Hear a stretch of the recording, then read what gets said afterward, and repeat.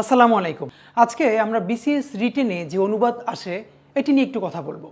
আমরা জানি বিসিএস রিটেনে ইংরেজিতে যে 200 নাম্বার আছে তার মধ্যে একটি বড় অংশ জুড়ে থাকে অনুবাদ, এবং এই অনুবাদটা করবার ক্ষেত্রে আমরা সবাই মোটামুটি যেটি করি যে খুবই ট্র্যাডিশনাল অনুবাদ করি এবং এখান থেকে আমাদের ভালো নাম্বার আমরা তুলতে পারি না।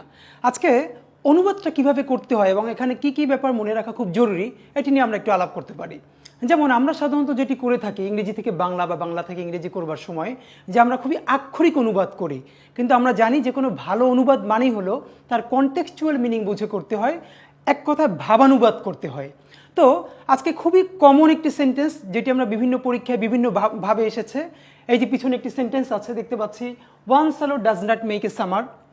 ছোটবেলা থেকে এটাকে আমরা পড়েছি যে এক মাঘে শীত যায় না, এরকম একটি বাক্য আমরা পড়েছি।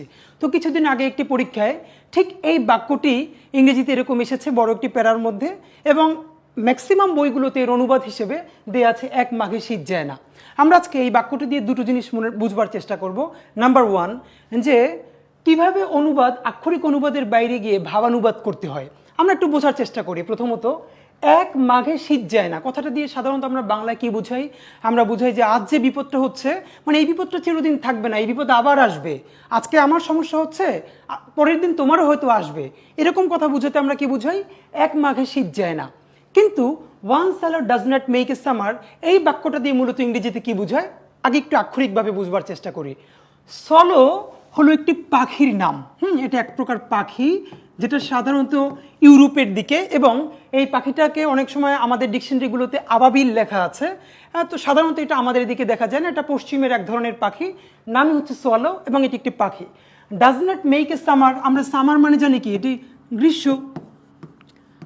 এখানে যেটা বোঝাতে চেয়েছে ওয়ান সালো does not make a summer মানে হচ্ছে একটি সলো পাখি দেখলেই এই যে গ্রীষ্মকাল এসেছে এটি বলা যায় না।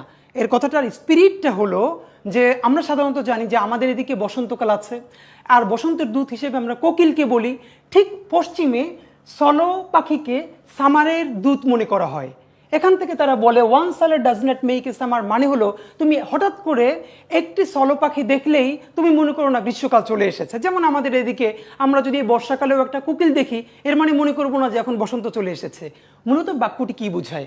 বাক্যটি বুঝায়, যার অনুবাদটা হচ্ছে, স্পিরিটটা হচ্ছে, ওয়ান সালো does not make a summer means কোনো ক্ষেত্রে একটিমাত্র দৃষ্টান্তের ভিত্তিতে মতামত গঠন করা উচিত নয়।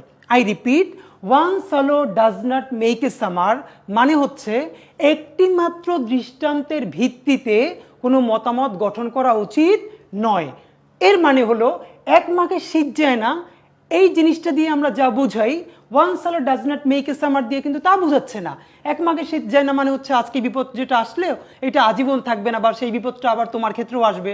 কিন্তু উপরের বাক্যটা দিয়ে আমরা বুঝাই একটিমাত্র দৃষ্টান্তের ভিত্তিতে কি করা উচিত নয়? মতামত গঠন করা উচিত নয়। তাহলে এবার আমাদের প্রশ্ন হতে পারে যে এটা তো স্পিরিটটা বুঝলাম, এটা সুন্দর বাংলাটা কি হবে? তাহলে আমি এটা বলে দিচ্ছি। এখানে আমরা সুন্দর বাংলাটা করব, এক কোকিলে বসন্ত আসে না। এর মানে ওয়ান সালো does not make a summer এর শুদ্ধ বাংলা হবে এক কোকিলে বসন্ত আসে না।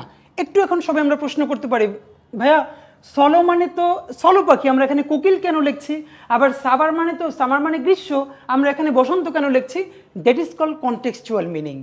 এটাকেই হচ্ছে ভাবানুবাদ বা প্রাসঙ্গিক অনুবাদ বলা হয়। আমরা এখানে পশ্চিমে সলোকে বলা হয় যেই পাখি, আমাদের এখানে সেটাকে বসন্তের দূত ধরা হয় কোকিলকে। এর মানে যদি স্পিরিট ধরি তাহলে হচ্ছে ওয়ান সালো does not make a summer একটি মাত্র দৃষ্টান্তের ভিত্তিতে কোনো মতামত গঠন করা উচিত নয়। যদি সুন্দর করে এক বাক্যে বলি তাহলে হবে এক কোকিলে বসন্ত আসে না।